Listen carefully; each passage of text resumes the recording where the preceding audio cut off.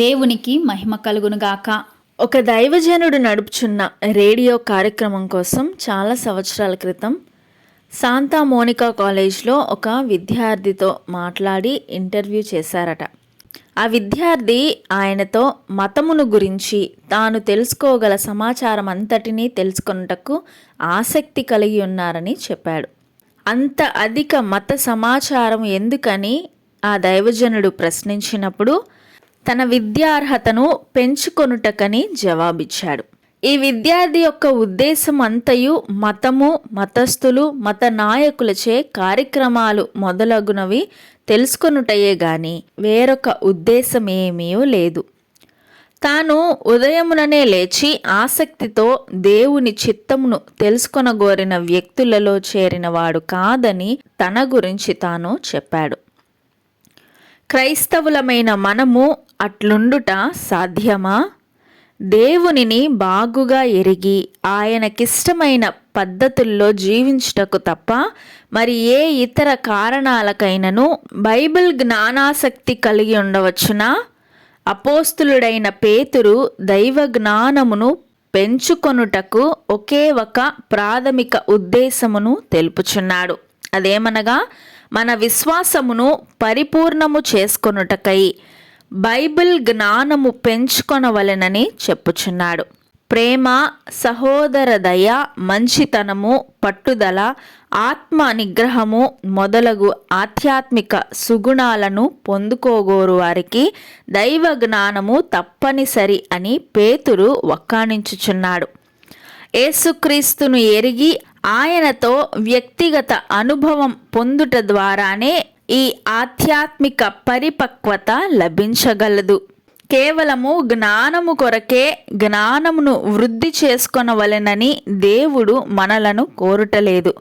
కేవలం దైవ కేంద్రితమై, ప్రేమపూరితమై, ఫలభరితమైన మనుష్యులుగా ఆయనలో ఎదుగుటకు, అవగాహనలో విస్తరింపబడవలెనని దేవుడు కోరుచున్నాడు.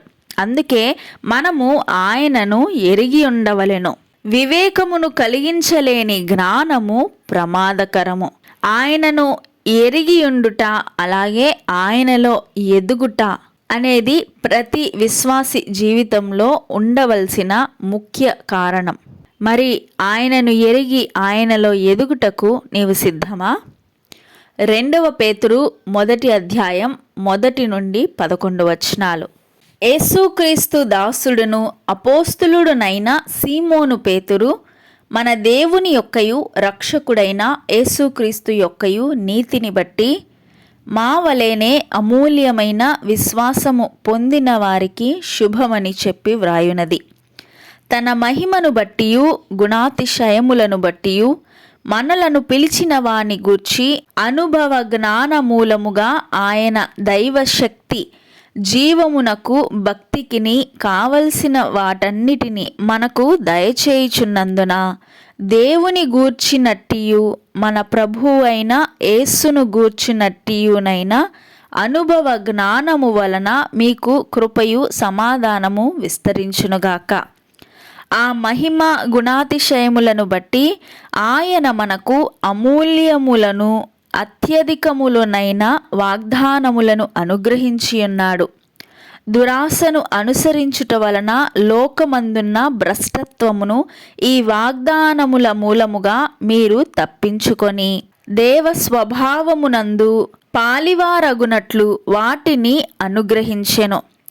ఆ హేతువు చేతనే మీ మట్టుకు మీరు పూర్ణ జాగ్రత్త గలవారై మీ విశ్వాసమునందు సద్గుణమును, సద్గుణమునందు జ్ఞానమును, జ్ఞానమునందు ఆశా నిగ్రహమును, ఆశా నిగ్రహమునందు సహనమును, సహనమునందు భక్తిని, భక్తియందు సహోదర ప్రేమను, సహోదర ప్రేమయందు దయను అమర్చుకొనుడి.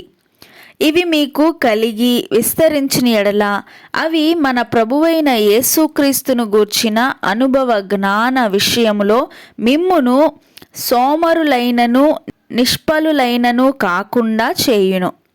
ఇవి ఎవరికి లేకపోవునో వాడు తన పూర్వ పాపములకు శుద్ధి కలిగిన సంగతి మరిచిపోయి గ్రుడ్డివాడును దూరదృష్టి లేనివాడు నగును. అందువలన సహోదరులారా, మీ పిలుపును ఏర్పాటును నిశ్చయము చేసుకొనుటకు మరి జాగ్రత్త పడుడి. మీరిట్టి క్రియలు చేయువారైతే ఎప్పుడునూ తొట్రిల్లరు. అలాగున మన ప్రభువును రక్షకుడునైన యేసుక్రీస్తు యొక్క నిత్య రాజ్యములో ప్రవేశము మీకు సమృద్ధిగా అనుగ్రహింపబడును అని వ్రాయబడి ఉన్నది. మనము చదివిన లేఖనములను పరిశోధించి మనలను మనం పరిశీలించుకొని ప్రవర్తించి దేవునిలో నడుచుట ద్వారా దేవుడు మనలను సమృద్ధిగా దీవించి నిత్య రాజ్యములో ప్రవేశము కల్పించును. ఈ అధ్యాయమునందున్న స్తోత్రములచే దేవుణ్ణి స్తుతించుదుము. యేసుక్రీస్తు దేవా మీకే స్తోత్రములు. నీతి అయిన దేవా మీకే స్తోత్రములు. రక్షకుడైన యేసుక్రీస్తు ప్రభువా నీకే స్తోత్రములు. అమూల్యమైన రక్షణను కల్పించిన దేవా నీకు స్తోత్రములు. మహిమగల దేవా నీకు స్తోత్రములు. గుణాతిశయుడా మీకు స్తోత్రములు. మాకు అమూల్యమును అత్యధికములనైన వాగ్దానములను అనుగ్రహించిన దేవా మీకు స్తోత్రములు. లోకమందున్న భ్రష్టత్వమునకు దూరముగా చేయుటకు నీ వాగ్దానాల మూలముగా మమ్ములను తప్పించిన దేవా నీకు స్తోత్రములు. దేవా, మా మట్టుకు మేము పూర్ణ జాగ్రత్త గలవారై ఉండునట్లు మా విశ్వాసమునందు సద్గుణమునందు జ్ఞానమును దయచేయుము తండ్రి. జ్ఞానమునందు ఆశానిగ్రహమునందు సహనమును మాకు దయచేయండి. సహనమునందు భక్తి యందు సహోదర ప్రేమయందు దయను మాకు అమర్చండి. మేము సోమరులుగా ఉండకుండా నిష్ఫలులము కాకుండునట్లు మీ లేఖనాల ద్వారా మమ్ములను అనుభవ జ్ఞాన విషయములో ప్రభువైన యేసుక్రీస్తు నామమున మమ్ములను వర్ధిల్లింపచేయండి. మేము మా పాపముల నిమిత్తమై గుడ్డివారముగాను దూరదృష్టి లేని వారముగాను ఉండకుండునట్లు మమ్ములను నడిపించుము. మేము మా పిలుపుకు తగినట్లుగా నీవు మమ్మల్ని ఏర్పరిచిన ఏర్పాటుకు తగినట్లుగా జీవించు వారమై జాగ్రత్త పడునట్లుగా మమ్ములను నడిపించుడి. మేము ఇట్టి క్రియలు జరిగించి మీ నుండి వాక్యము నుండి విశ్వాసమునందు తొట్రిల్లకుండా ఉండునట్లు మాకు అనుగ్రహించుము. మాకు మీ సహాయము నిమ్ము. మా ప్రభువును రక్షకుడైన యేసుక్రీస్తు యొక్క నిత్య రాజ్యములో ప్రవేశము మాకు సమృద్ధిగా అనుగ్రహించుము తండ్రి. వివేకమును కలిగించలేని జ్ఞానము ప్రమాదకరము గనుక మాకు వివేకమును దయచేయుము దేవా. ఈ చిన్ని ప్రార్థన స్తుతి ఆరాధనను గైకొనండి దేవా. అతి శ్రేష్టమైన యేసు నామమున అడిగి మీకు సమర్పిస్తున్నాము తండ్రి. ఆమెన్.